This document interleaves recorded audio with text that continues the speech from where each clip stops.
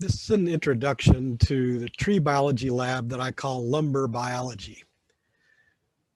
Really, the idea with this lab is I want you to continue becoming familiar with the three-dimensional structure of the cells that make up the xylem of trees, and then to understand how that three-dimensional structure affects the properties of wood products that we derive from tree stems. When we're talking about solid wood, usually we're talking about lumber, boards that are cut out of a tree stem, out of the xylem. The grain or figure of the boards that are cut out of a tree stem vary depending on the species of wood, how the cells are arranged, and also how the wood is cut. There are three main planes along which you can cut a cylinder like a tree stem. There's a cross section. You would cut across the tree stem like that. There's a radial section where you would cut, for instance, across the center of the log or along a radius of the log. And then there's a tangential section where you might cut along a plane that's tangential to the surface of the wood. And the way that that is cut varies what you see in the product that's derived from that cut. So for instance, when we have a sawmill and run a bandsaw like this across a log that's laying there and just keep running it again and again and cutting boards off of this log, most of those cuts are plane sawn cuts. So that's plane sawing. However, if we quarter that stem, quarter the cylinder, and then make cuts that are approximately along the radius of the stem, that's called quarter sawing. So these are what the boards look like that come from a quarter sawn log.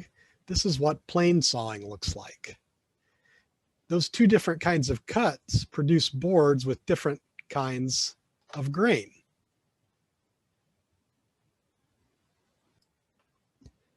And we can see that that different type of saw cut, plane sawing or quarter sawing, produces different types of grain. The plane sawn, what we're seeing is this sort of a random pattern of grain. What that is the random appearance of different planes of the late wood showing up as the saw cuts cross the late wood in different planes. On a quarter sawn board, we actually see the late wood in lines here because that radial cut is crossing almost perpendicular to the late wood, and we're seeing the late wood and early wood bands in that oak. In addition, we're seeing ray cells, which you can't see real well here, but you can see really well here. This is quarter sawn oak. These beautiful flecks, these are called ray flecks.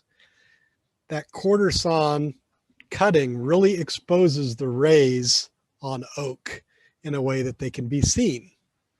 So again, when we make a plane sawn cut, that's equivalent to a tangential cut, and we get these random appearances as that cut encounters late wood bands. Whereas on a radial cut, we get a much more organized view as those late wood bands encounter the saw cut. Another example of a forest product where we see this tangential cut is plywood.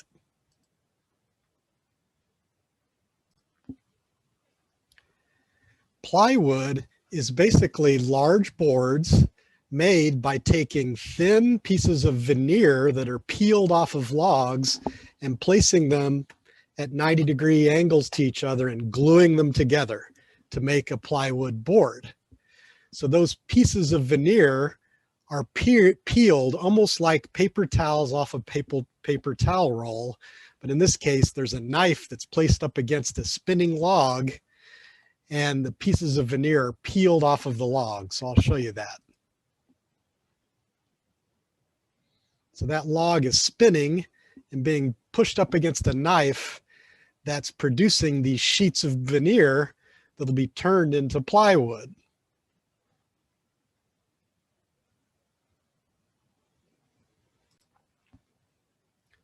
So that's why if you look at the surface of a piece of plywood, it'll have its surface that looks like this, because essentially that log was peeled off like a paper towel roll. So again, I'm trying to get you to visualize the cells that we've learned about and the patterns they make in wood and how that translates to some of the products we see in our everyday lives. So here's an image that's in some of your handouts that shows the three-dimensional structure of a piece of angiosperm wood. And you can see they're showing those three planes that we saw in that other image. Here's the cross section. They're calling it the transverse plane, the tangential plane, and the radial plane. So this is an angiosperm piece of wood. So what I want you to do is think about this wood and what it looks like in those three different planes. So when we look at the cross section, we see these large openings, which are the vessels. Those are the vessel openings. All these cells in between are the fiber cells. And then we can see ray cells running in a radial direction. The interesting thing to me is, for instance, to look at those ray cells as they go from the cross section to the tangential section, and also look at them on the radial section. So those ray cells, again, I think of a file of ray cells as if I took my hand and inserted it into the cylinder of a tree stem towards the center. If we look at the cross section, that file of ray cells will just look like a line of cells. But if I look at that file of ray cells for a radial cut, we see the side of that file of ray cells like this. But if we look at that file of ray cells from a tangential cut, it would be like looking at my fingers from straight on, because we made a tangential cut into the stem and we're just seeing the ends of those cells. So again, I'm trying to get you to wrap your brain around what that looks like and what we're going to see in some microscope slides in a little bit. This is an actual three-dimensional image of a block of wood. In this case, this is aspen. So this is an angiosperm. You can see these large holes are the vessels. All those cells in between are fibers. So let's look at those from the side. These big openings here, that's the side of a vessel. It's been cut open on that section. I'm looking for ray cells. I'm not seeing any real apparent rays. This is a file of ray cells, but they're relatively small and we can't see them on this tangential cut. But when we look at an oak, for instance, it becomes more obvious. Okay, in this cross section, remember oak is ring porous, so it has very large early wood vessels, much smaller late wood vessels, and then everything in between is fiber cells. So let's look at this, look at a ray file of ray cells in this oak. You can see they're pretty apparent on the cross section, but here's a file of ray cells in the tangential plane. Again, that's looking at my fingers from straight on of that file of ray cells inserted into the stem.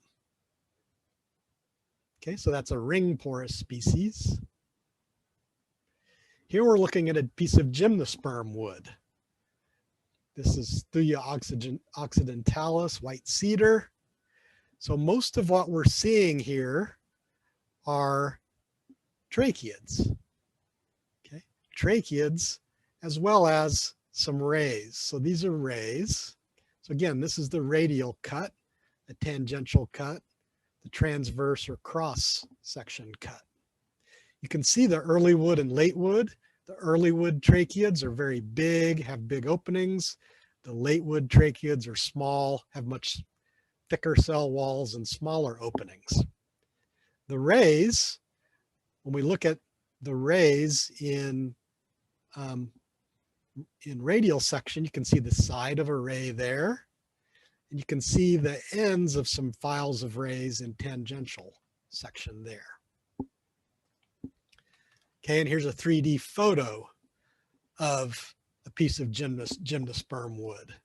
So again, these are all tracheids, early wood, late wood. This is a radial cut, and we can just see the sides, we can see the insides of tracheids that have been opened up by that cut. Okay, and then these are some rays. We don't have a tangential cut to look at the rays on these, but I think we do see the side of a file of ray cells here.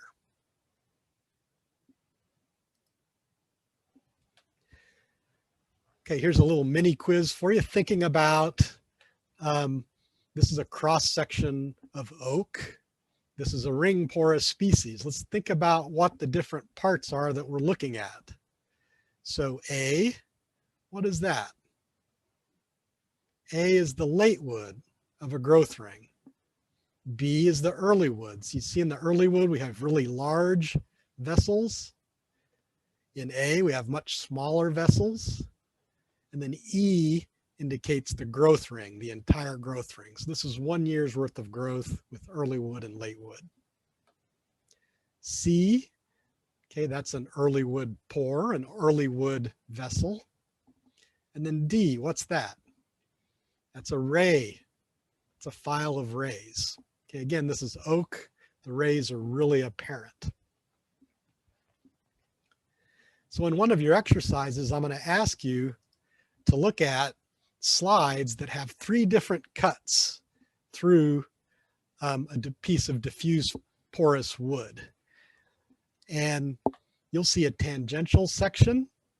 And I've got the different faces here to show you where the tangential section's coming from so you can identify the parts. There's a cross section and a radial section. And I want you in each of those to identify what a vessel is, what a fiber is, and what ray cells are. Okay, so in the cross section, these are the vessels, these are the fibers, these are the ray cells.